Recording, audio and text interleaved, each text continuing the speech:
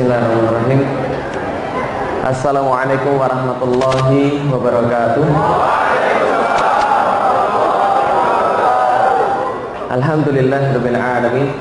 Wassalatu wassalamu ala asrofil anbiya'i wal mursalin wa ala alihi wa sahbihi wa man da'a bi da'watihi wa iltazama bi tariqatihi wa tarasama khutah jalal aqidatan islamiyatan asasan li fikratihi wa ahkama syar'iyyatan li jasri a'malih wa masdaran li ahkamih.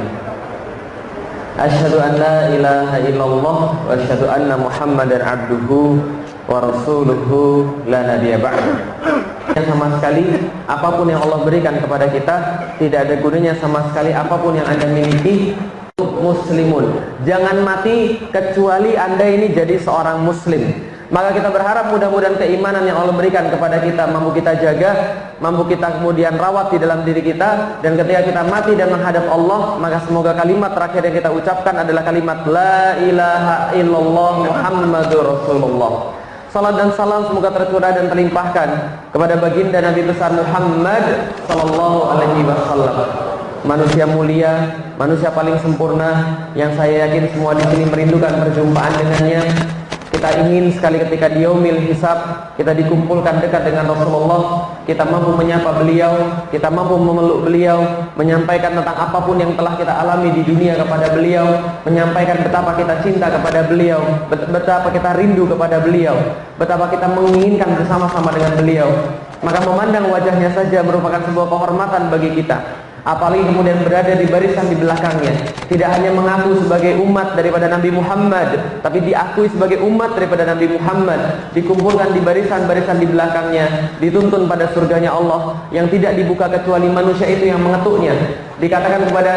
Dikatakan kepada orang-orang yang kemudian berada di depan pintu, siapa yang ada di depan pintu? Maka Nabi Muhammad menjawab, Muhammad yang ada di depan. Maka pintu surga dibuka, kita semua dimasukkan ke dalamnya, dan kemudian kita meminum daripada telaganya Rasulullah sallallahu alaihi wasallam, dan mudah-mudahan setelah itu kita mampu memandang wajah Allah di mana tidak ada hari yang lebih indah daripada hari itu. Amin.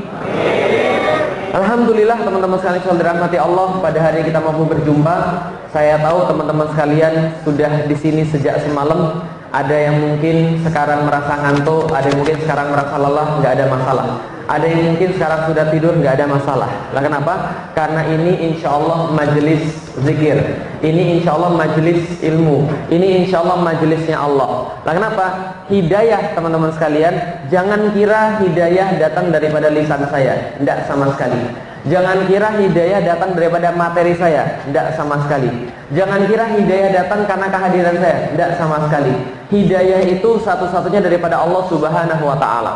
Maka kalau Anda baca di dalam Al-Quran, maka di dalam Al-Quran semua hal yang berkaitan dengan ilmu, hikmah dan sebagainya, itu semua disampaikan dengan kata-kata Allah yang memberikan itu semua. Tidak akan ada yang bisa mendapatkan sesuatu manusia kecuali Allah yang memberikan. Coba lihat di dalam Al-Quran, yas'alunaka 'anir ruh, bertanya kemudian manusia tentang ruh. Qulir ruhu min amri rabbi, sesungguhnya roh itu adalah urusan Tuhan kalian, yaitu adalah Allah Subhanahu wa ta'ala. Wa ma utitum minal ilmi illa qalila, tidak akan diberikan kepada kalian ilmu itu kecuali sedikit. Berarti yang ngasih ilmu siapa? Allah atau manusia yang dapat? Allah. Yang ngasih ilmu Anda itu Allah. Tadi yang dibacakan oleh Ustaz Al-Khattab, yang salah dibacakan oleh seseorang yang lain. Walladzina utul ilma. Jadi utul ilma, yang diberikan kepada kalian ilmu itu. Artinya selalu dan selalu ilmu itu diberikan disandarkan pada Allah Subhanahu wa ta'ala, diberikan kepada manusia. La tuharrik bihi lisanaka lita'jala bihi. Inna alaina jam'ahu wa qur'ana. Pada sesungguhnya Allah bertugas untuk mengumpulkan Al-Qur'an itu kemudian ditanamkan kepada dada kita. Dan kemudian Allah yang kemudian mengajarkannya kepada kita. Semua ilmu itu disandarkan pada Allah. Jadi jangan sangka Anda itu kalau mau ke sini nyari ilmu, Anda dapat ilmu dari materi saya. Tidak. Anda dapat ilmu daripada lisan saya. Tidak. Makanya Imam Nawawi memasukkan hadis pertama, innamal a'malu binniyat. Kenapa? Karena niat itulah yang sesungguhnya menyebabkan Anda mendapatkan hidayah atau tidak. Maka kalau Anda sekarang di sini punya niat yang lain selain daripada Allah Subhanahu wa ta'ala, mendingan pulang. Nah, kenapa? Anda nggak akan dapat apa-apa. Tapi kalau Anda sudah niat ke sini dari semalam, lillahi ta'ala, saya datang ke sini karena Allah. Allah berikan kepada Anda apa yang Anda cari bahkan sebelum Anda datang ke sini. Bisa dipahami teman-teman sekalian? Ada seseorang yang membunuh orang lain banyak sekali, mau bertobat kepada Allah Subhanahu wa Ta'ala. Kemudian dia datang pada suatu pendeta. Dia tanya, "Pak pendeta, saya mau tobat, bisa nggak?" "Emang kamu ngapain?" "Saya bunuh orang, Pak." "Berapa yang kamu bunuh?" 99, Pak." "Kalau gitu bisa nggak saya tobat?" "Nggak bisa, dosamu sudah terlalu banyak." Dibunuh juga satu pendeta itu. Matilah dia, kemudian genap 100 orang dibunuhnya. Kemudian dia tanya lagi pada pendeta yang lain, "Saya bisa nggak tobat?" "Emang kamu kenapa?" "Saya sudah bunuh orang." "Berapa orang?" 100. Yang terakhir pendeta. Jadi jangan salah jawab aja gitu. Lalu kemudian dijawab sama dia, "Oh bisa kamu kalau mau tobat, tapi bukan di sini. Kamu pergi pada satu kota, temuin satu orang, dia bisa membantu pertobatanmu." Dia pergi ke kota itu dengan niatan mau tobat, di tengah jalan dia meninggal. Meninggal masuk ke dalam surganya Allah. Kenapa? Karena dia sudah diterima pertaubatannya bahkan sebelum dia bertobat. Paham dulu sekalian? Ketika niat teman-teman sekalian baik, datang ke sini dengan satu cara atau dengan lain cara, teman-teman akan diberikan oleh Allah ilmu. Karena ilmu itu tidak pakai perhitungan matematik. Betul begitu? Coba lihat, kenal Ustadz Adi Hidayat? Baru kesini kemarin ya? Itu kira-kira orang kayak gitu belajar atau tidak? Tapi kira-kira kalau dengan perhitungan matematik belajarnya bisa nggak jadi kayak begitu? Nggak mungkin. Bisa dipahami kira saya? Nggak mungkin. Saya ya belajar. Saya juga belajar, saya juga baca buku, saya juga ngaji, saya juga berusaha menghafalkan Al-Quran. Tapi kalau cuma dengan aktivitas-aktivitas yang begitu-begitu saja, kira-kira kalau dengan akal Anda, logika matematik Anda, bisa nggak jadi kayak begitu? Nggak mungkin. Saya 15 kali pergi ke Topkapi, ke Turki, gitu kan ya. Kemarin pas kajian sama Ustadz Adi, dia jelasin, Topkapi itu masuknya lewat sini, ini anak tangganya berapa, ke kanan apa, ke kiri apa, penjaganya berapa, sebelah kanan kayak apa, sebelah kiri kayak apa, masuk ke sini ada begini, masuk ke sini kayak begini. Lalu saya tanya, "Anung sana baru berapa kali?" "Sekali." "Oh, berarti kayaknya saya bukan paling ahli lagi tentang Usmani." Karena kalau Anda cuma mengandalkan pada diri Anda nggak akan pernah dapat ilmu daripada Allah Subhanahu wa Ta'ala. Kalaupun Anda merasa dapat ilmu itu tidak barokah, teman-teman sekalian. Lah kenapa? Karena ilmu yang barokah adalah ilmu yang mengantarkan Anda pada kebenaran. Ilmu yang mengantarkan Anda lebih dekat pada Allah Subhanahu wa Ta'ala. Jadi yang pertama, kanan, jelas. Surga, neraka, jelas. Laki-laki, wanita, jelas. Dan kalau ada yang di tengah-tengah, biasanya bermasalah. Laki-laki jelas, wanita jelas, tengah-tengahnya LGBT. Nah, ini biasanya bermasalah. Bencong, ini biasanya bermasalah. Jangankan di akhirat, di dunia saja sudah bermasalah. Contoh misalnya, laki-laki jelas, kalau meninggal ada doanya. Apa doanya? Allahumma fir lahu. Kalau perempuan meninggal, doanya Allahumma fir laha. Kalau banci, ahu gitu. Jangankan di akhirat, di dunia saja sudah bermasalah. Maka kalau Anda mau milih salah satu, jangan banyak-banyak. Kalau Anda milih tengah-tengah, pasti bermasalah. Oke, sekarang saya tanya, iman atau kafir? Surga atau neraka? Bahagia atau sengsara? Semua manusia pasti pengen bahagia. Sebejat-bejatnya seseorang, dia pasti pengen bahagia. Sejahat-jahatnya seseorang, dia nggak pengen anaknya jahat kayak dia. Dia pengen hidupnya bahagia. Tapi sayangnya banyak orang nggak paham tentang arti bahagia hakiki itu seperti apa. Orang yang miskin mengira duit itu bikin bahagia. Betul begitu? Makanya kalau ada orang yang pengen duit lebih banyak, biasanya dia orang miskin. Paham teman-teman sekalian? Padahal benar, materi bikin bahagia. Belum tentu. Coba lihat teman-teman sekalian. Pernah pergi ke Jepang? Pernah pergi ke Jepang? Belum. Nah ini kita bahas Jepang karena lagi rame kemarin. Ada yang buka kerudung terus kemudian muji-muji Jepang, gitu kan ya? Oke, kita bahas tentang Jepang. Saya pernah pergi ke Jepang tahun 2012. Sebagai informasi buat Anda, saya lahir non-muslim dan kiblat saya itu ke Jepang.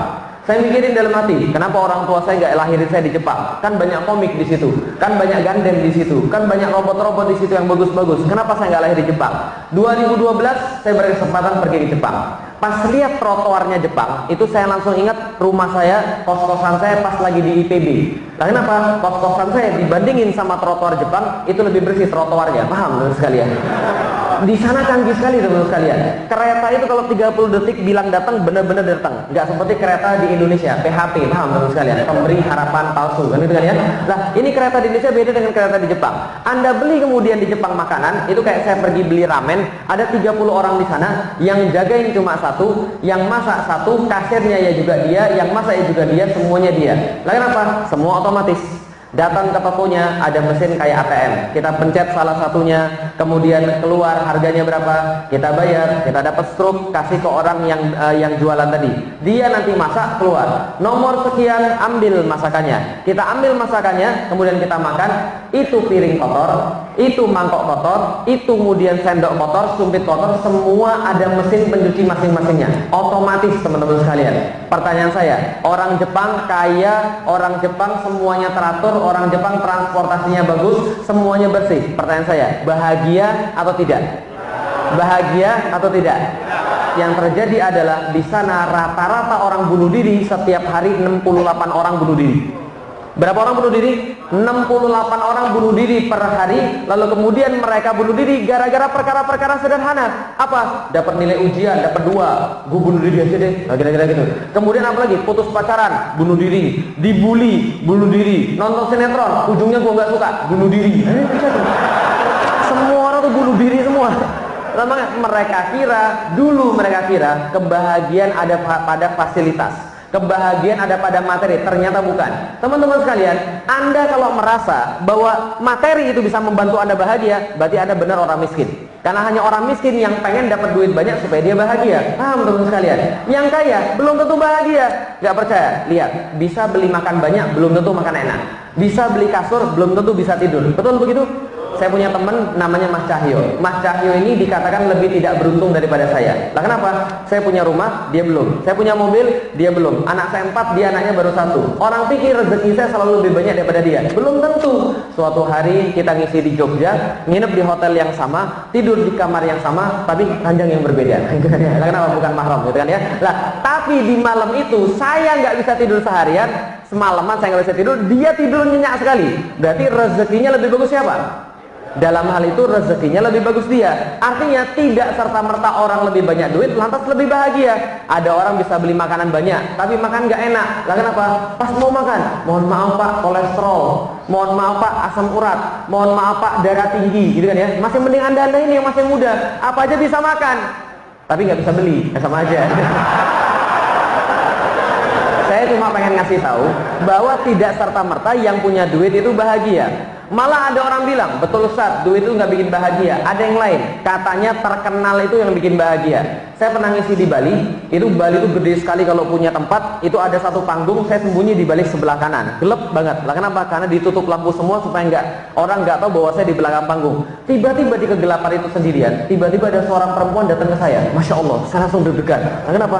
Jangan-jangan ini ujiannya Nabi Musa. Tahu Nabi Musa tuh. Nah, robek belakang atau robek depan atau robek belakang kan itu kan ya. Kalau robek depan, Nabi Yusuf gitu kan ya, bukan Nabi Musa. Nabi Yusuf yang ganteng itu. Robek depan atau robek belakang gitu kan ya. Kalau robek depan berarti Yusuf yang salah. Kalau robek belakang berarti Yusuf yang benar. Saya khawatir, jangan-jangan ujiannya Nabi Yusuf ini. Ternyata mbaknya bilang begini, tenang Ustaz, ini bukan ujiannya Nabi Yusuf. Kalau Nabi Yusuf robek depan atau robek belakang? Kalau orang Medan insya Allah nggak ada yang robek. Nah kenapa? Sudah buka baju semua kan? Jadi ketika kemudian dia datang ke saya, dia bilang gini, Ustaz, mohon maaf Ustaz, saya mohon doanya Ustaz. Doa apa Mbak? Saya mohon doanya semoga saya jadi terkenal seperti Ustaz. Saya ini adalah artis yang belum terkenal aja Ustaz. Saya mohon doanya Ustaz supaya saya jadi terkenal. Saya bilang, cabut doamu Mbak. Lah kenapa? Saya ketemu artis puluhan. Yang tobat itu puluhan datang ke saya, bilang yang sama pada saya. Ustaz, dulu kami kira terkenal itu bahagia. Ternyata yang terjadi setelah kami terkenal, kami membohongi diri kami sendiri. Kami kayak pakai topeng. Orang nggak tahu tentang kami. Kami acting, Ustaz. Dan bahkan yang paling tahu tentang kami adalah sopir kami. Kami dada-dada seolah-olah bahagia, dada-dada seolah bahagia, masuk mobil, dada-dada lagi, naikin kaca. Disitulah kami yang sebenarnya. Sopir kami yang paling tahu tentang kami. Coba lihat, artis-artis banyak kena narkoba. Banyak. Kenapa? Karena mereka masih nyari bahagia. Paham teman sekalian? Bahagia bukan ada pada terkenal, bukan ada kemudian pada sesuatu yang lain. Ada orang datang pada saya, enaknya jadi ustadz. Lah kenapa? Hari ini bisa ke Medan, besok ke Bali, besok ke Bandung, besok lagi pergi ke sini, besok lagi pergi situ, naik pesawat terus. Saya bilang sama dia, oh jadi kamu ngira saya enak gara-gara saya sering naik pesawat? Iya ustadz, kan enak bisa naik pesawat. Langsung saya bilang, pasti kamu belum pernah naik pesawat ya? Iya ustadz, saya belum pernah naik pesawat. Orang belum punya duit, pengen punya duit, kira punya duit bahagia. Orang nggak terkenal pengen terkenal kira terkenal bahagia. Orang nggak pernah naik pesawat, pengen naik pesawat, kira naik pesawat bahagia. Apa yang terjadi? Saya naik pesawat bahagia? Enggak. Saya naik pesawat 75 kali setahun pada saat itu. 2013 saya punya penyakit yang sangat aneh. Apa? 15 menit ngomong, tiba-tiba ini tengkuk saya keras. Lalu kemudian tangan saya dari sini ke sini kebas, kaki saya dari pinggang sampai ke bawah kram, lalu mata saya berkunang-kunang mau pingsan. Biasa setelah seperti itu saya bilang, saya izin mau dulu ya. Lah kenapa istirahat? 15 menit istirahat baru ngomong lagi. Menderita atau tidak teman-teman sekalian? Menderita luar biasa. Lah kenapa? Seminggu saya bisa ngisi 7 sampai 14 kali. Coba bayangkan, menderita luar biasa. Pergi ke dokter, dokter bilang nggak ada masalah. Cek darah Ustaz, sudah cek darah nggak ada masalah. Darah nggak ada masalah, darah tinggi nggak ada, darah apalagi kolesterol nggak ada, asam urat nggak ada, jantung alhamdulillah masih ada, tapi nggak ada masalah. Semua sudah dites nggak ada masalah, tapi masih ada penyakitnya. Baru ketahuan 2014. Pergi saya ngisi diundang dari Jakarta pergi ke Amerika, dari Jakarta pergi ke Qatar 9 jam naik pesawat. Sampai di Qatar transit 9 jam. Setelah transit 9 jam dari Qatar ke Houston 18 jam. Berapa jam sudah? 18 tambah 9 tambah 9 berapa jam? 36 jam di pesawat. Lalu kemudian turun sampai di Houston, masuk imigrasi, diinterogasi 24 jam. Setelah diinterogasi, dipulangkan, dideportasi. Balik lagi ke Indonesia 3 hari lagi 3 malam. Apa yang terjadi lagi? 2 hari 2 malam tadi. Apa yang terjadi kemudian? Lebih daripada 3 hari 3 malam. Saya ada di pesawat, nggak menginjakkan dengan benar, nggak tidur dengan benar. Yang terjadi adalah pulang Indonesia, penyakit saya hilang total. 2014 bulan Maret. Dokter baru tahu apa penyakitnya. Ustadz menderita depresi. Kenapa? Apa depresi itu? Stres tingkat akut. Ustadz menderita depresi. Lalu dia tanya, Ustadz merasa pusing berkelanjutan? Iya. Kapan Ustadz? Pas lihat airport. Paham sekalian? Lihat airport, kepala saya tiba-tiba pusing. Nah kenapa? Ternyata hati saya belum ridho. Apalagi pas pergi ke Amerika, itu sebelum pergi ke Amerika baru ngisi berhari-hari, pulang ke rumah cuma untuk pamitan sama istri. Dek, Abi pergi ke Amerika ya 1,5 bulan. Istri saya bilang, Umi nggak ridho. Aduh bikin saya stres itu katanya. Stres tingkat akut. Orang kira naik pesawat enak, yang sering naik pesawat pengennya di rumah. Paham teman-teman sekalian? Orang kira semua itu bahagia, ternyata itu bukan bahagia. Pertanyaannya, kalau gitu bahagia itu apa? Nih catat baik-baik teman-teman sekalian. Bahagia itu adanya pada taat. Taat pasti bahagia, maksiat pasti sengsara. Catat, taat pasti maksiat pasti taat pasti bahagia, maksiat pasti sengsara. Kalau Anda tahu tujuan hidup Anda, sekali lagi, kalau Anda paham tentang tujuan hidup Anda nggak akan pernah punya masalah dalam hidup, dan hijrah Anda akan terlihat manis luar biasa kalau paham masalah hidup. Contoh misalnya, dulu saya lahir bukan muslim. Kira-kira tujuan hidup saya apa kira-kira? Nggak ada sama sekali. Bagi saya hidup itu kayak kucing aja. Lahir, main-main, cari makan, udah gede dikit cari pasangan. Setelah cari pasangan, lalu kemudian punya anak. Anaknya gimana kira-kira? Anaknya gitu lagi, nggak akan berubah. Main-main, cari makan, lalu kemudian cari pasangan, punya anak. Anaknya gitu lagi. Bagi saya hidup gitu aja. Nggak ada kemudian tujuan hidup saya. Paling tujuan hidup saya pengen bahagia karena punya harta. Walaupun ternyata orang yang punya harta belum tentu bahagia. Ini hidup saya dulu, nggak punya tujuan sama sekali. Tapi bila kita ganti tujuan hidup kita tahu tujuan hidup kita nggak akan pernah punya masalah. Taat pasti bahagia, maksiat pasti. Contoh misalnya, karena di sini banyak anak-anak muda yang jomblo, katakan. Oh, alhamdulillah jomblo ya. Alhamdulillah. Tenang, jomblo itu bukan sebuah ujian. Tenang, tapi jomblo itu sebuah kutukan. Paham ya? Dan saya doakan semoga kutukannya menghilang di bulan depan, insya Allah. Amin. Teman-teman sekalian, taat pasti bahagia, maksiat pasti sengsara. Yang orang nggak paham adalah bahwa bahagia itu ada pada ketaatan pada Allah. Contoh misalnya, suatu hari mengenai jomblo, ada yang nanya pada saya dengan sebuah pertanyaan yang sangat menggelitik. Dia nanya begini, Ustadz, mohon maaf Ustadz, saya mau nanya. Apa Mas? Jadi gini, saya mau nanya Ustadz pernah nggak merasa bosan sama istrinya? Karena saya tuh ketika saya pacaran lama-lama bosan Tapi kalau sama istri pernah bosan atau tidak? Karena saya mau nikah tapi takut nanti kalau saya bosan sama istri saya gimana? Saya ketawa lalu saya bilang begini, menurut antum ketika punya rumah, pulang ke rumah pernah bosan nggak? Pernah bosan atau pulang ke rumah? Kalau antum pernah bosan pulang ke rumah, berarti hidup antum bermasalah betul. Tidak ada pernah orang yang pernah bosan pulang ke rumah. Lah kenapa? Karena rumah dalam bahasa Arab namanya maskanah. Apa namanya? Maskanah. Itu tempat kediaman. Maskanah itu dari kata yang sama diturunkan yang sering kita baca dalam surat undangan. Apa namanya? Wa min ayatihi an khalaqalakum min anfusikum azwajan litaskunu ilaiha. Supaya Anda maskanah kepada dia. Maka saya bilang, kenapa orang-orang betah di rumah? Karena rumah diberikan oleh Allah kenyamanan. Coba lihat, pernah ke hotel bintang 5? Pernah ke hotel bintang 5? Suruh nginap semalam mau? 2 malam mau? 3 malam mau? Lebih daripada 5 malam Anda gelisah. Lah kenapa? Hotel itu biarpun bagus, itu bukan maskanah. Maka Anda tidak akan menemukan maskanah itu di hotel selain di rumah. Maka orang-orang nggak pernah bosan pulang ke rumah. Kenapa? Karena Allah yang menurunkan sakinah itu. Alladzi anzala sakinatan fi qulubil mu'minin. Pada hati orang-orang beriman Allah turunkan sakinah itu. Maka mereka tidak akan pernah bosan pulang ke rumah. Maka saya bilang, kalau nikah antum karena taat sama Allah Subhanahu wa taala, jelas antum tidak akan pernah bosan sama istri antum. Paham gitu maksud saya? Karena yang memberikan sakinah siapa? Allah. Alladzi anzala sakinah tadi. Allah yang memberikan sakinah itu. Maka kita tidak akan pernah merasa bosan sama istri karena taat. Coba kalau maksiat. Kalau maksiat jadinya berbeda. Sekarang saya mau tanya teman sekalian, siapa yang belum nikah tadi? Angkat tangan. Mau nikah? Oke, kalau gitu saya mau tanya Ahwat dulu, yang Ikhwan diam. Sepakat? Oke, biar Anda itu jelas masa depannya ya. Jelas ya? Oke. Yang awat-awat yang mau nikah angkat tangan. Oke, terima kasih. Sekarang saya mau nanya, bisa jawab mbak-mbak sekalian? Bisa jawab mbak-mbak sekalian?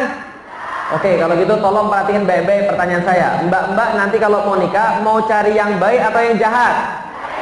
Yang taat atau yang bejat? Yang pintar baca Quran mau? Yang sering sholat subuhnya rajin mau? Yang main gampar mau? Yang selingkuh mau? Oke, pertanyaan saya sederhana. Banyak nggak cowok yang selingkuh? Berapa persen?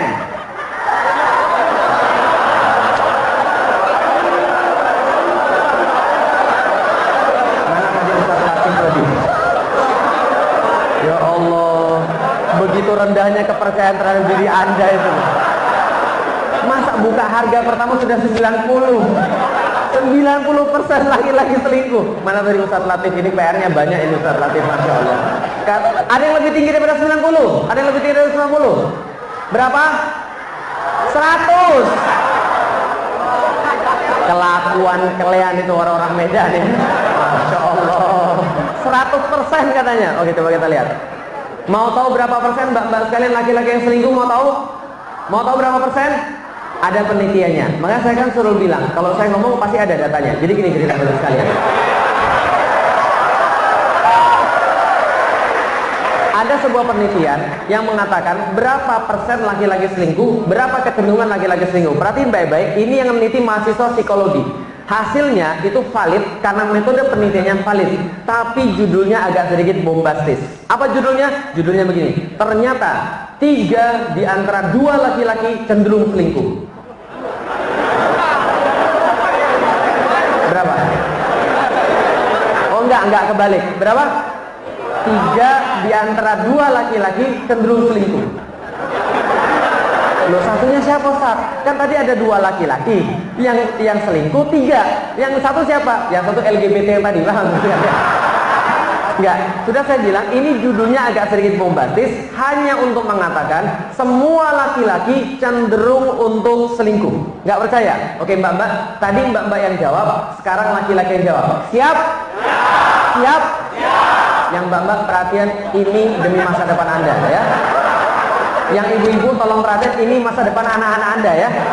Ini penting sekali demi masa depan Anda ya. Coba lihat baik-baik. Ini live interview ya. Oke, baik. Kita buktiin survei tadi. Teman-teman sekalian perhatiin baik-baik pertanyaan saya. Perhatiin baik-baik. Apa alasan Anda tidak selingkuh? Tapi jawabannya tidak boleh karena Allah. Jelas? Oke, berikan pada saya alasan Anda tidak selingkuh, tapi jawabannya tidak boleh karena Allah. Jadi jawabannya karena takut Allah, nggak boleh. Jelas ya? Oke, kenapa Anda tidak selingkuh? Sayang mama. Nah, sayang mama.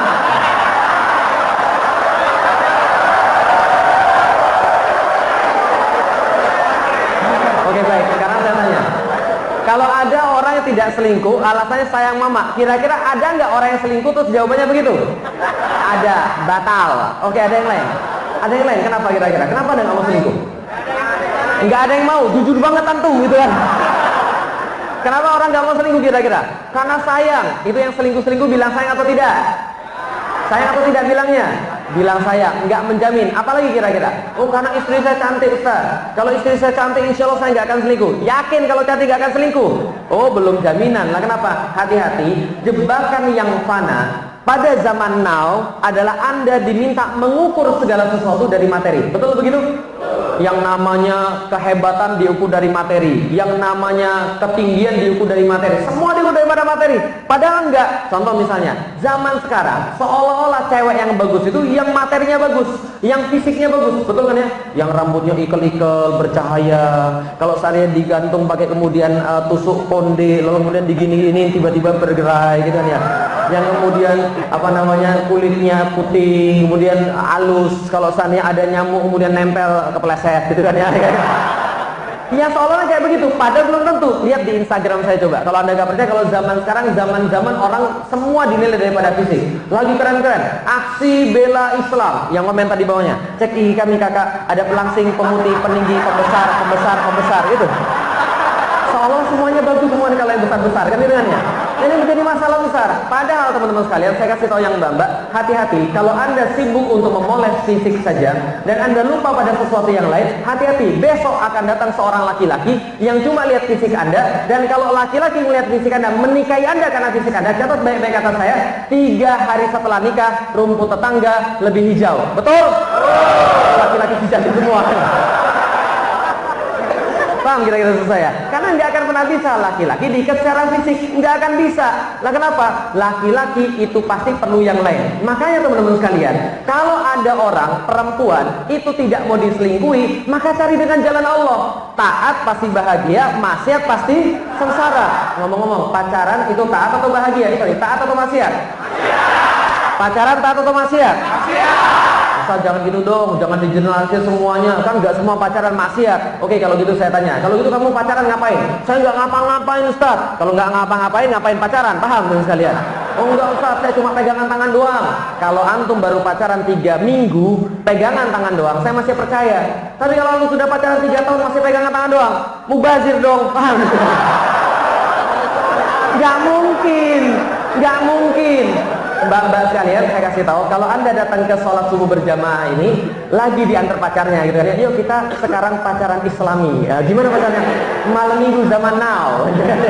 Gimana cara kita bareng-bareng ada kajiannya Ustaz Falik, kita datang ya. Oke, kalau Anda masih pacaran sekarang, saya kasih tahu, kalau pacar Anda cuma cukup pegangan tangan doang, sementara Anda sudah pacaran lama, hati-hati, itu bukan cowok beneran. Ya, hati-hati, itu bukan cowok beneran. Kenapa? Karena kalau cowok beneran tidak akan cukup pada pegangan tangan doang. Betul? Nah, ini cowok sejati semua. Berarti Ustadz ngaku dong kalau cowok yang nafsu. Betul, cowok ya pasti nafsu. Kalau nggak nafsu nggak ada antum semua, paham menurut kalian? Nggak mungkin pacaran itu biasa-biasa saja. Pacaran itu maksiat. Maka kalau Anda mulai dengan maksiat, Anda pasti berakhir dengan kesengsaraan. Ingat, taat pasti bahagia, maksiat pasti sengsara. Kalau Anda mulai dengan pacaran, Anda mulai dengan maksiat, Anda pasti berakhir sengsara. Lah kenapa? Bagaimana mungkin dia nggak selingkuh? Dia sudah latihan. Paham teman-teman sekalian? Coba lihat, selingkuh sama pacaran, beda atau sama? Beda atau sama? Sama-sama pegang tangan orang yang belum dinikahi, sama-sama merayu yang belum dinikahi dengan rayuan pulau kelapa kan itu kan ya, you are my everything, I need you, I love you, I miss you dan sebagainya kan itu kan ya. Lah ini mana yang terjadi? Maka kalau dia sudah maksiat sebelum nikah, catat kata-kata saya, orang ini akan lebih bermaksiat setelah nikah. Paham kira-kira saya? Lah kenapa? Semua manusia sama. Tapi sebaliknya, kalau maksiat pasti sengsara, taat pasti bahagia. Lihat muka saya, kira-kira dulu saya pacaran atau tidak? Berarti Anda tidak meremehkan saya. Dulu saya pacaran. Saya pacaran 4 tahun. Setelah 4 tahun saya pacaran, wallah, demi Allah, andaikan Allah tidak menyelamatkan saya dengan Islam, saya pasti sudah menghamili anak orang. Serius, ini serius saya mau kasih tahu. Teman-teman akhwat, Anda kira laki-laki itu mencintai Anda? Anda kira laki-laki itu sayang sama Anda, peduli pada masa depan Anda? Enggak sama sekali. Laki-laki itu orangnya pemburu. Dia punya satu target, kalau sudah selesai, hilang semua rasa yang lain. Bisa dipahami dulu sekalian?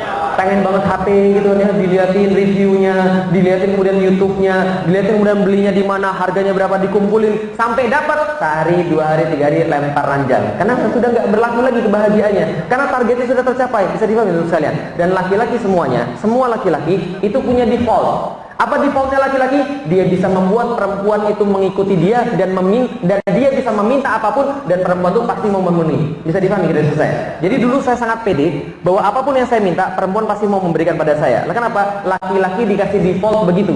Ar-rijalu qawwamuna 'alan nisa. Sesungguhnya laki-laki itu adalah pemimpin bagi perempuan. Maka kalau ada pernikahan yang laki-lakinya nggak bisa ngatur perempuan, itu bukan laki-laki sejati, paham sekalian? Karena laki-laki itu secara default orang maksiat saja bisa ngajak perempuan ngapa-ngapain aja. Bisa dipahami gitu saya. Apapun yang saya minta pasti perempuan mau kemudian untuk memenuhi. Lah kenapa? Semua default laki-laki seperti itu.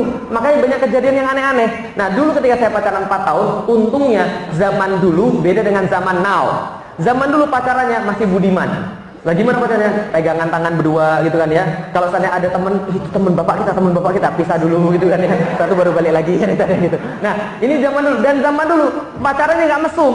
Lah kenapa? Zaman dulu tuh saya nggak tahu bagaimana ceritanya orang bisa hamil. Paham belum sekalian? Yang lahir tahun 80-an, angkat tangan. Yang lahir tahun 80-an. Yang lahir tahun 80-an, 70-an. Dulu sensor itu masih bagus. Jadi dulu ketika saya lihat sinetron itu, sinetronnya begini, cewek cowok lihat-lihatan lebih dekat lagi, ciuman, habis ciuman gelap hitam. Setelah itu lanjut scene-nya hamil. Oh, berarti hamil itu karena ciuman.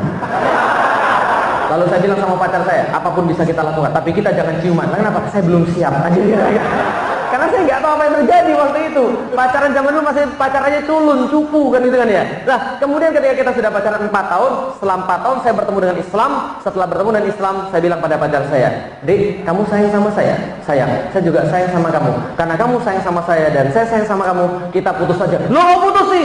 "Iya, karena saya nggak mau kamu dibakar api neraka dan kamu juga nggak mau saya dibakar api neraka. Ini maksiat, kita putus saja." Setelah putus, galau atau tidak? Galau atau tidak? Ya manusiawi, galau lah. Lah kenapa? Biasa ada yang nanyain, sudah makan belum? Makan apa? Kamu tahu nggak aku lagi mikirin siapa? Siapa?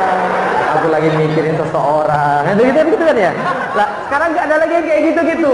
Ya kemudian kita mulai merasa apa? Ya merasa baper gitu kan ya. Mudah sekali merasa baper. Lah kenapa? Lihat tahu isi nangis gitu kan ya. Lah kenapa? Ya Allah, tahu aja ada isinya. Kenapa hatiku kosong?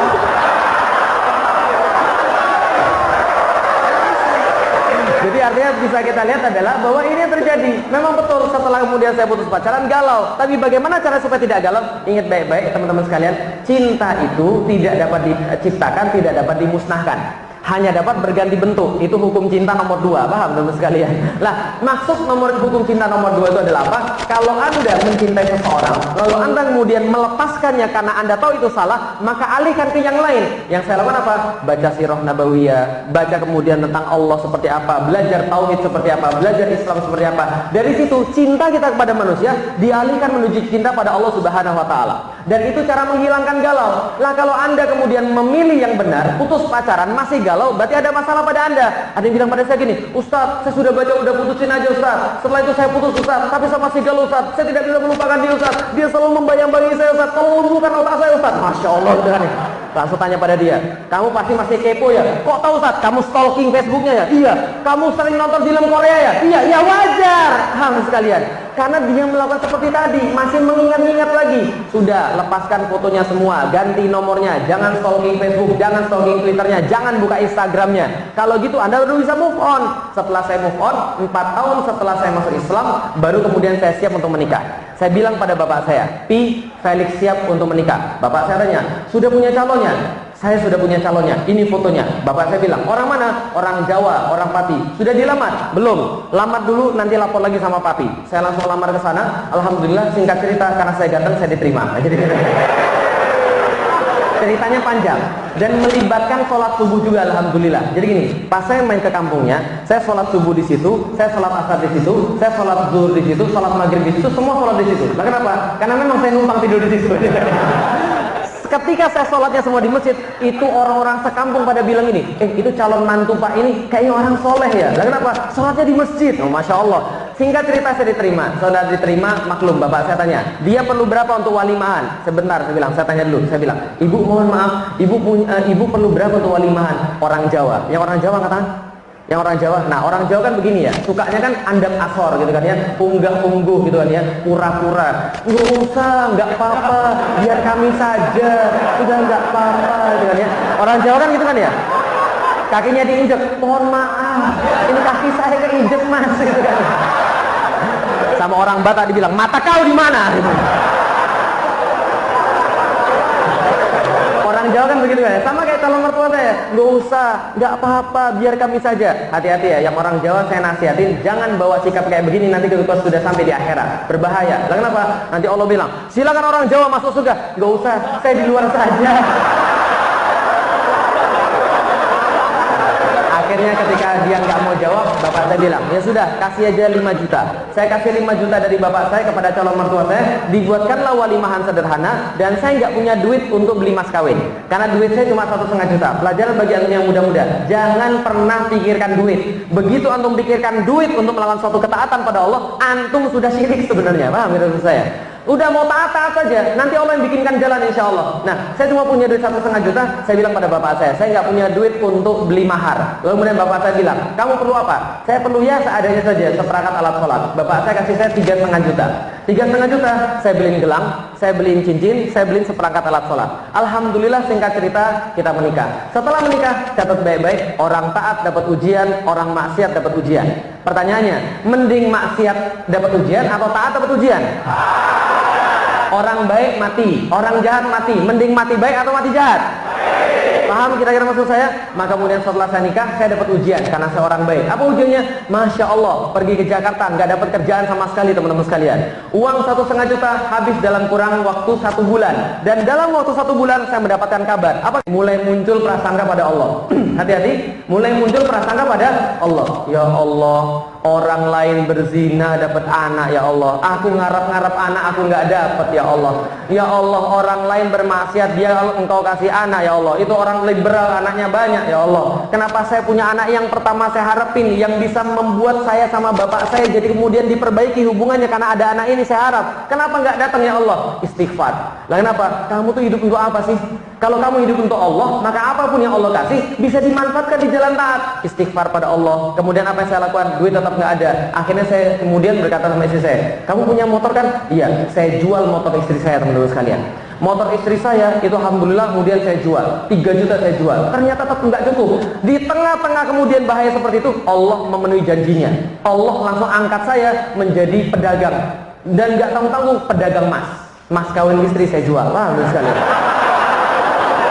Gelangnya itu saya beli 3,5 juta sama cincinnya, saya jual gelangnya 2,5 juta untuk mencukupi tadi. Motornya juga saya jual. Kita kayak cowok nggak ada harga diri loh sekalian. Nah kenapa? Karena jualin barang-barang istri. Istri beli motor 6 juta, saya jualin 3 juta. Ya Allah ya Rob, tapi nggak apa-apa. Yang penting masih ada keimanan. Itu alasan cowok kere, paham teman sekalian? Enggak, yang pengen saya kasih tahu, Anda jangan berharap bahwa nikah itu pasti langsung mapan. Yang perempuan-perempuan, yang ibu-ibu, berhenti berharap Anda cari cowok mapan. Lah kenapa? Mapan dalam bahasa Arab itu sakinah. Saya dipahami maksudnya? Sukun itu berhenti, artinya mapan, stabil. Jadi kalau Anda mau cari cowok mapan, ya sudah nikah. Paham teman sekalian? Itu mapan. Enggak ada cowok mapan sebelum nikah, paham teman sekalian? Senang antum langsung gitu kan? Nggak ada cowok mapan sebelum nikah. Yang ada adalah kita mencari yang agamanya kuat, yang memang benar-benar jalannya di jalan Allah. Nah singkat cerita, jual kemudian motor, jual kemudian gelang istri saya, kemudian bisa dikeluarkan kemudian bayi yang sudah meninggal itu, dan kita hidup. Alhamdulillah 7 tahun setelah saya nikah, baru saya bisa ganti istri saya dengan motor baru. Allah memenuhi janji beneran. 7 tahun setelah nikah, baru bisa ganti dengan motor baru, plus saya beliin mobil yang baru. Loh, terus kenapa? Bukan itu masalahnya, bukan pada materi. Tapi ingat, taat pasti bahagia, maksiat pasti. Suatu waktu sudah punya motor, sudah punya mobil, saya bilang kepada istri saya, Dik, makan di luar yuk malam ini. Boleh. Umi gak usah masak? Gak usah, kita makan di luar saja. Oke, saya tanya, Umi mau pakai mobil hitam atau mobil merah? Mobil merah punya sendiri, mobil hitam minjem gitu kan ya. Gak usah pakai mobil nih jawabannya. Kita pergi naik motor aja. Lah kenapa? Kan kita bisa nostalgia cari tempat-tempat yang dulu kita nggak mau beli dan naik motor lebih romantis. Ingat baik-baik teman-teman sekalian. Teman-teman yang lagi ada di jalan hijrah, ingat baik-baik. Ingat baik-baik kata-kata saya. Ini mungkin yang terakhir. Ingat baik-baik. Kenikmatan itu bisa jadi ada kalau Anda bermaksiat. Bisa jadi. Bisa jadi ada. Tapi ingat baik-baik, maksiat itu bakal hilang. Pasti hilang. Gak sekarang besok, gak besok lusa, pasti hilang. Karena ciri-ciri kenikmatan yang fana adalah semakin dinikmati, semakin antum kehilangan kenikmatannya. Makan bakso, lagi lapar-lapar, enak gak? Enak, satu mangkok enak, tapi mangkok yang kedua tidak akan seenak mangkok yang pertama. Mangkok yang ketiga nggak akan seenak mangkok yang kedua. Lah kenapa? Karena yang namanya fana akan hilang.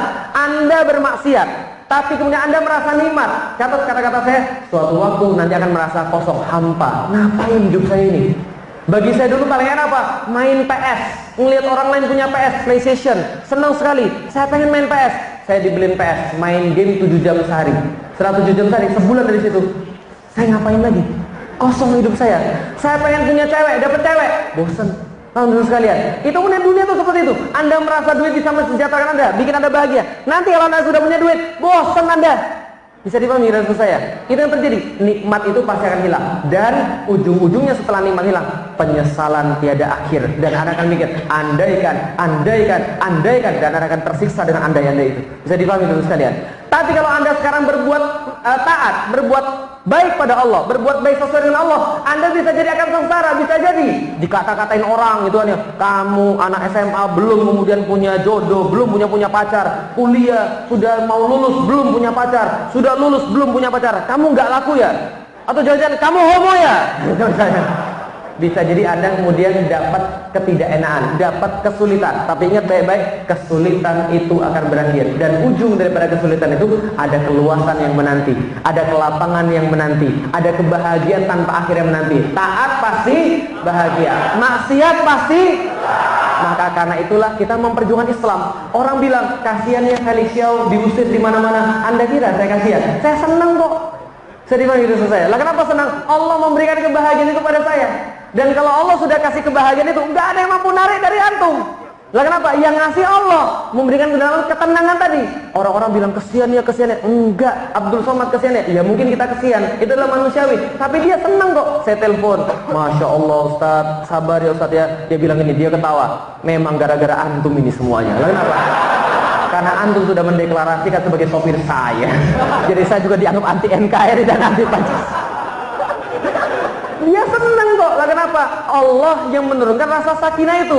Kalau antum sudah taat, nanti antum akan temukan rasa capek tapi senang, rasa kemudian sulit tapi bahagia, diusir orang tapi kemudian antum merasa senang, sempit tapi antum merasa lapang. Lah kenapa? Itu Allah yang beri. Yang Allah nggak akan berikan pada orang-orang yang bermaksiat.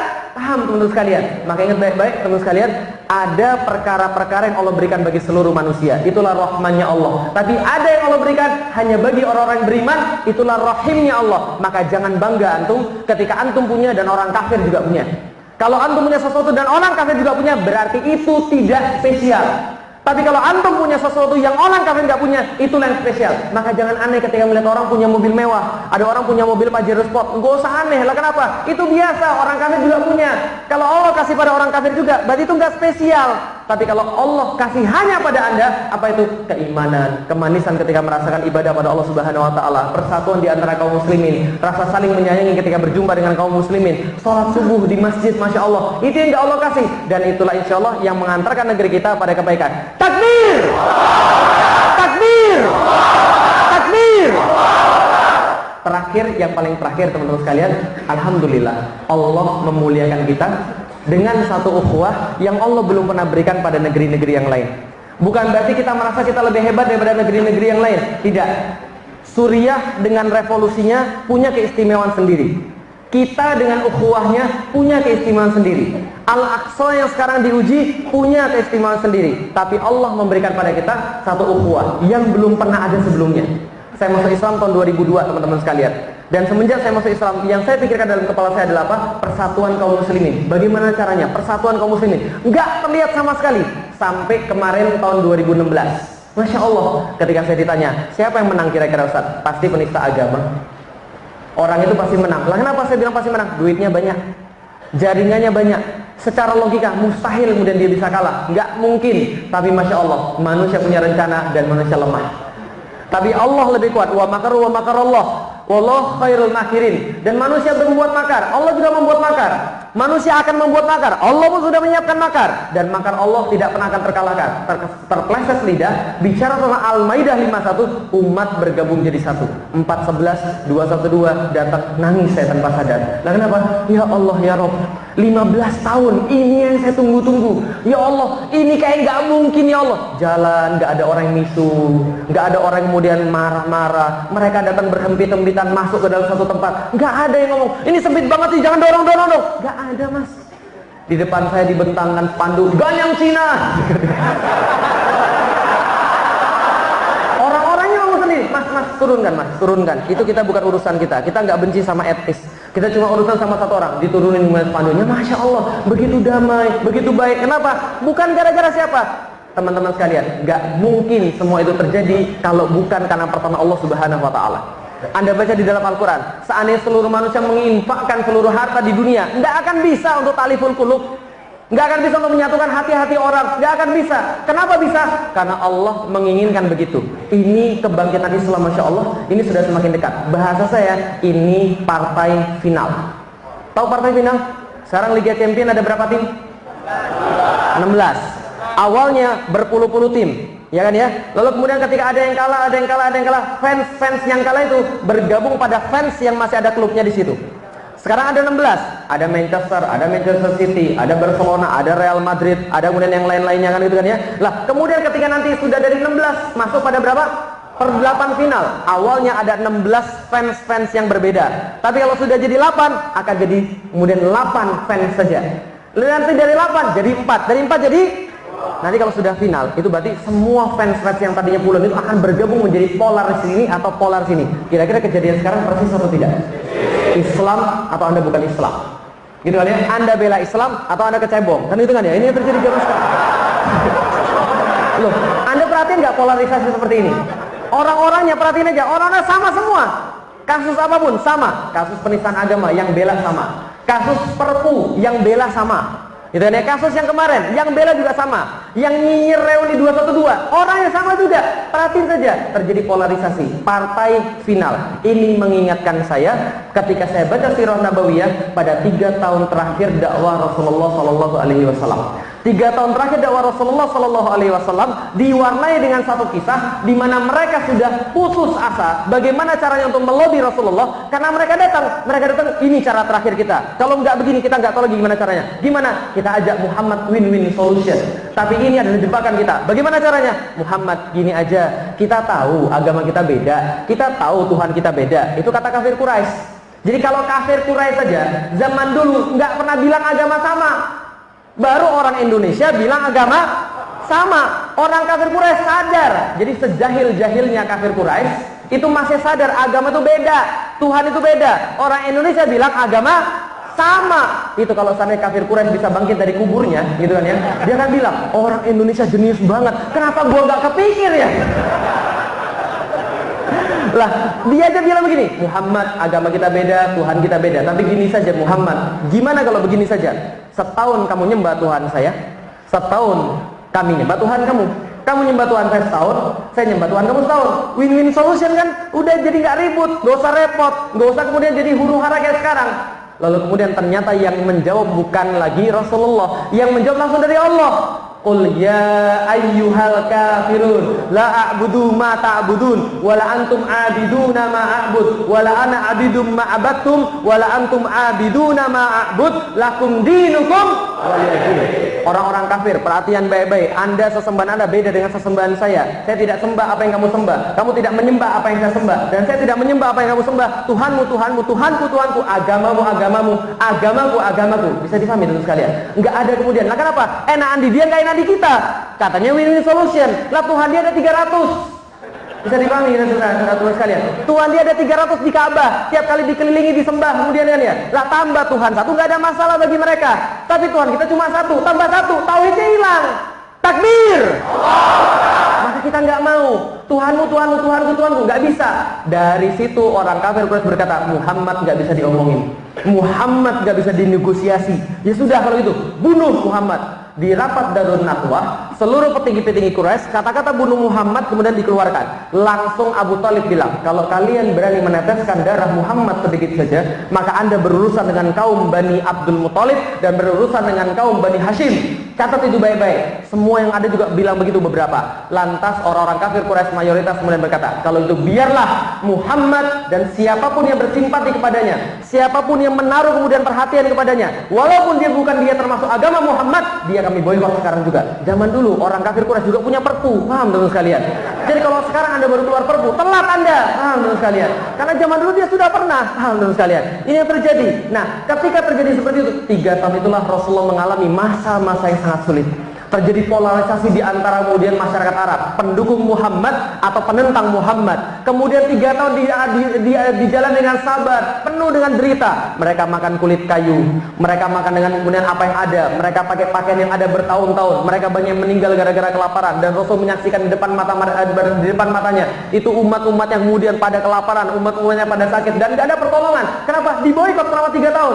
Dan pada waktu pemboikot itu terjadi, Allah menguji Rasul dengan ujian yang paling berat, yang dikenal oleh ulama dengan kata-kata amul huzn, tahun-tahun kesedihan. Abu Thalib diambil oleh Allah, Khadijah diambil oleh Allah. Begitu sedih kemudian Rasulullah Shallallahu Alaihi Wasallam. Di tengah-tengah kesedihan muncul sebuah penawar, apa? Isra wal Mi'raj, masya Allah.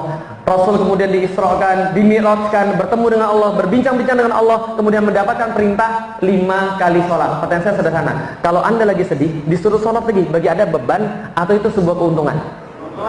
Beban atau keuntungan? Yang masih merasa beban, nggak apa-apa, nggak apa-apa. Yang masih merasa sulit bangun subuh, demi Allah, nggak apa-apa. Lah kenapa? Jangan sangka Anda yang lebih berat datang ke masjid itu lebih dikit dapat pahalanya. Bisa jadi Anda lebih berat bangunnya, lebih susah melangkahkan ke masjid, itu lebih besar pahalanya daripada yang mudah bangunnya lalu kemudian langsung ke masjid. Bisa dipahami? Nah, ketika itu terjadi teman sekalian, malah orang muslim senang disuruh sholat 5 waktu. Kenapa? Lihat coba mental kaum muslimin. Lihat mental kaum muslimin dalam kondisi sulit. Rasul katakan, diwajibkan kepada kalian sholat 5 waktu. Kalau mungkin di Indonesia, orang Indonesia bilang, ya sudah susah sholat 5 waktu lagi, ya Allah kok tambah susah. Mereka makin senang. Lah kenapa? Mereka bisa bypass kepada Allah, minta kepada Allah, bypass. Allah kemudian sampaikan kemudian sholat dengan kemudian seluruh rukun-rukunnya, termasuk Alhamdulillahirrabbilalamin, Ar-Rahmanirrahim, Maliki yaumiddin, Iyyaka na'budu wa iyyaka nasta'in, Ihdina siratal mustaqim, siratal ladzina an'amta alaihim, ghairil maghdubi alaihim waladdallin. Ya Allah, Iyyaka na'budu wa iyyaka nasta'in, kami beribadah padamu sekarang ya Allah, sekarang kami minta padamu ya Allah. Kenapa? Karena Engkau bilang di dalam Al-Quran, wasta'inu bis sabri wassalah. Ya Allah, minta, kata Allah, minta kepada saya, datang pada saya yang punya masalah, yang punya kemudian kengerian, yang tidak aman, ayo datang pada saya, minta pada saya. Ya Allah, sekarang saya minta pada Engkau ya Allah, saya minta pada Engkau ya Allah, saya minta ya Allah, negeri ini agar baik, negeri ini agar kemudian sejahtera, negeri agar kesentosa, negeri ini agar aman, bahwa Islam kemudian tegak memimpin dunia, bahwa Al-Quran dan As-Sunnah bukan hanya menjadi bacaan tapi menjadi praktek dalam kehidupan kemudian berbangsa dan bernegara. Minta pada Allah dengan cara apa? Sholat. Gak sampai setahun dari situ teman-teman sekalian, Allah menganugerahkan kemenangan yang besar pada umat muslim, menganugerahkan kemenangan besar dengan tegaknya Islam di Madinah. Takbir! Saya nggak tahu ini sudah sampai fase mana di antara 3 tahun itu, tapi yang jelas ini partai final. Maka di Jakarta kita memang sudah buat satu kemudian kesepakatan, kita buat suatu gerakan sama. Kita menginginkan agar anak-anak muda ini sholat subuh. Lah kenapa? Karena kalau bapak-bapak yang sholat subuh itu sudah biasa. Lah kenapa? Sudah diintai malaikat maut. Kalian. Lah kalau dia masih nggak berubah, keterlaluan. Tapi kalau anak-anak muda ini, ya. Jadi kalau teman-teman sekalian, ini panitia punya data anak-anak muda yang datang di sini. Punya data. Kalau belum punya data, saya mohon nanti panitia ngumpulin data, nanti di WhatsApp. Jadi begitu di WhatsApp, anu sudah siap untuk kemudian pergi ke masjid mana saja yang diminta. Bulan depan, insya Allah kita ramaikan sholat subuh minimal 2.000 orang di masjid ini. Datang, semua datang. Siap? Siap. Takbir. Ini serius loh. Lah kenapa? Karena ini adalah penentuan partai final. Dalam partai final itu antum harus istiqomah. Dalam partai final musuh akan mengeluarkan seluruh jurus-jurus yang dia punya. Dalam partai final nggak ada lagi yang ditahan-tahan, jangan nahan-nahan, jangan-jangan disinilah ini adalah kemudian partai final dan kita nggak tahu bangkitnya Islam dari mana. Dan saya berharap bangkitnya Islam dari Indonesia insya Allah. Nah, kenapa? Dari ujung sampai ke ujung, dari ujung barat sampai dengan kemudian sebelum Indonesia, seluruh umat-umat sudah diberikan oleh Allah secara berganti-gantian. Semua sudah diganti-gantikan, mulai dari Persia, geser pada Romawi, geser lagi pada Islam, pada Utsmani, semakin lagi di sini, semakin di sini, ujung-ujungnya balik lagi ke Indonesia insya Allah. Cuma bangsa ini yang belum dapat giliran untuk memimpin dunia dengan Islam insya Allah. Siap memimpin dunia dengan Islam? Ya. Takbir! Dan insya Allah momen Al-Aqsa ini menjadi momen bagi dunia untuk persatuan. Sebagaimana Al-Maidah 51, suarakan pada semua orang, kalau andaikan satu orang bisa mempersatukan seluruh rakyat Indonesia, maka momen Al-Aqsa ini adalah momen yang diberikan oleh Allah untuk mempersatukan umat muslim. Kenapa? Tidak mungkin orang yang beriman tidak ada kecintaan pada Al-Aqsa. Yang memberikan bukan manusia, yang menanamkan kecintaan itu adalah Allah Subhanahu wa Ta'ala. Saya boleh cerita yang paling terakhir.